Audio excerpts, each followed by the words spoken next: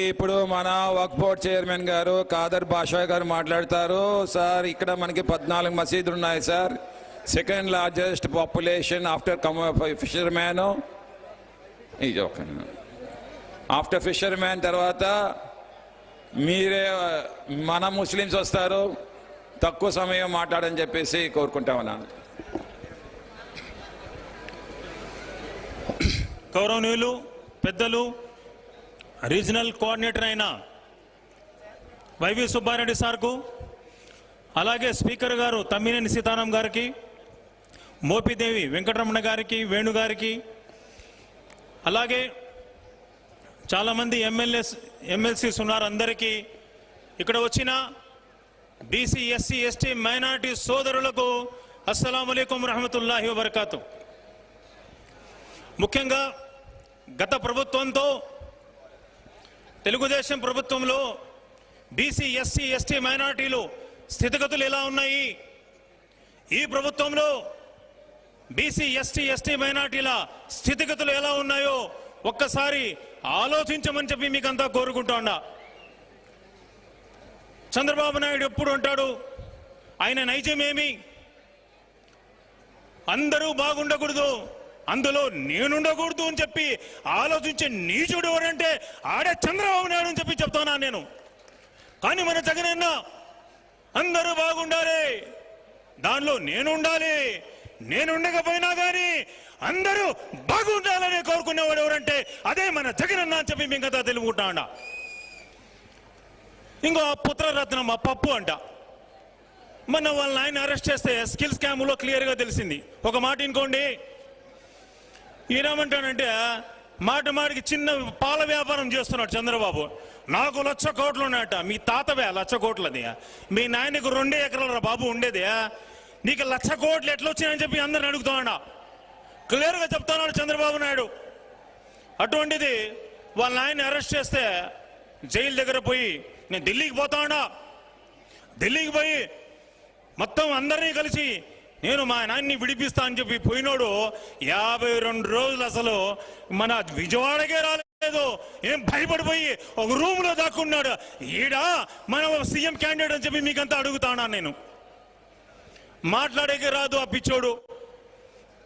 కాబట్టి ఇంకోటి ఆ పవన్ స్టార్ అంట, చంద్రబాబు అరెస్ట్ అయిన వెంటనే జైలుకి వెళ్ళిపోయాడండి. జైలుకి వెళ్ళిపోయి నిల్చుకొని ఆయన్ని కలిసేసి బయటకు వచ్చేసి బాధతో, ఎందుకంటే దత్తపుత్రుడు కదా, బయటకు వచ్చేసి తెలుగుదేశాన్ని నేను నడుపుతాను, తెలుగుదేశాన్ని దగ్గరగా ఉంటాను, తెలుగుదేశాన్ని నా ఒళ్ళో కూర్చోబెట్టుకుంటాను, రేపటి నుంచి తెలుగుదేశంలో లీనమైపోతానన్నాడు. కానీ 52 రోజులు పత్తాలేడు అసలు. ఇటువంటి నాయకుడు, అతని పేరులోనే కళ్యాణం ఉంది. 3 భార్యల ముద్దుల భార్య మన పెళ్లి కొడుకు. అరే నాయన నీ గ్లాసు పగిలిపోయిందిరా బాబు, 2 చోట్ల ఓడిపోయిన దద్దమ్మ వినువేమని చెప్పి గట్టిగా చెప్తానా నేను. ఈసారి పోతే మన ఆంధ్రప్రదేశ్లో ఒక అమ్మాయిని చేసుకున్న మా తల్లి వదినమ్మని వదిలేశా. పోనీ ఇండియాలో వెతికా, ఇండియాలో కూడా పెళ్లి చేసుకున్నా, వదిలేశా. ఇంకా ఆఖరికి ఫారెన్ అమ్మని చేసుకునే వదినమ్మని, ఆమెని భద్రంగా చూసుకో, ఆమెని వదిలితే ఇంకా నేరుగా రంభ ఊరుసి తిలత్తమలే పైకి వెళ్ళిపోవాలని చెప్పి గుర్తుకొని మీకంతా తెలుపుకుంటాను నేను. కాబట్టి ముఖ్యంగా ఇక్కడ గణేష్ అనే చెప్పినారు, దగ్గర 16 మసీదులు ఉన్నాయి. అందరూ మా మైనార్టీ సోదరులు చెప్తా ఉన్నారు, ప్రతి శుక్రవారం కానీ, ప్రతి మంగళవారం కానీ, ప్రతి బుధవారం కానీ అన్న ప్రత్యేకంగా మసీదులకు వెళ్తాడు, మన ముస్లిం యొక్క మైనార్టీ ఇళ్ళకి వెళ్తాడు, వాళ్ళ యొక్క ఏం బాధలు ఉన్నాయో తెలుసుకున్న నాయకుడు మిలిటరీ మ్యాన్ ఎవరంటే ఆయనే మన గణేష్ అన్న కాదా అని చెప్పి కదా తెలుపుతాను నేను చెప్తా ఉన్నా. దుష్టయాన్ని మన అన్న మిలిటరీ రా బాబు, మిలిటరీ దేశాన్ని రక్షించినోడిని 3వ హ్యాట్రిక్ గా గెలిపించాలని చెప్పి కోరుకుంటానని చెప్పి నేను తెలుపుకుంటాను. ముఖ్యంగా నాకు ఇచ్చారు 6 నిమిషాలు, 3 నిమిషాలు అయిపోయినాయి.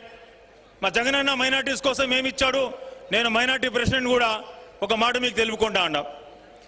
మన వైఎస్ఆర్ గారు సింహం ఏదుగూరి సన్నింటి మన రాజశేఖర రెడ్డి గారు మైనార్టీస్ కి 4% రిజర్వేషన్ ఇచ్చారు.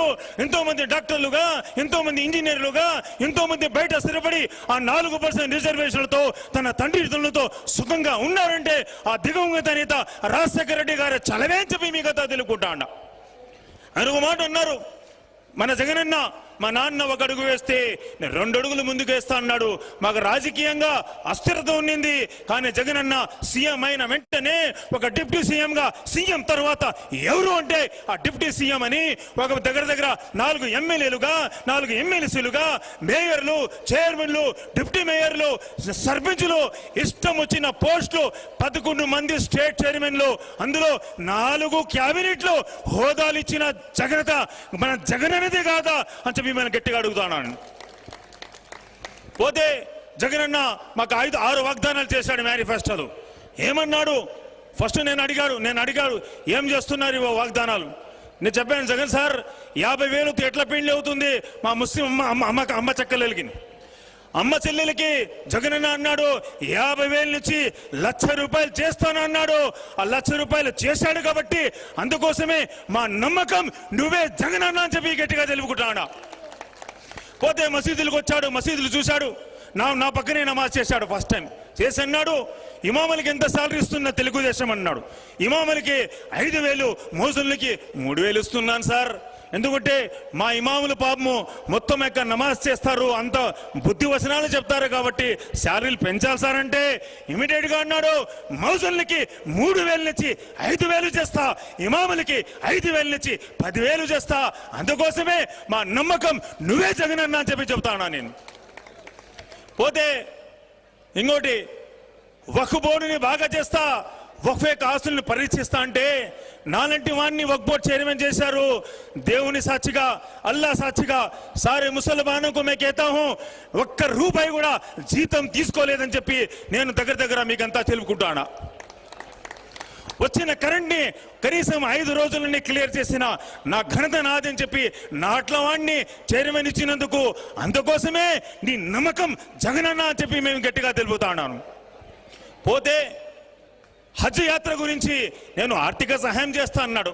ఆ సెంట్రల్ గవర్నమెంట్ లో మహానుభావుడు అది వచ్చిన వెంటనే హజ్ యొక్క ఆర్థిక సహాయం తీసేస్తే మా జగనన్న దగ్గర ₹50,000 ఆర్థిక సహాయం హజ్ గురించి చేస్తున్నాడు కాబట్టి అందుకోసమే మా నమ్మకం నువ్వే జగనన్న అని చెప్పి నేను గట్టిగా తెలుపుకుంటా ఉన్నాను.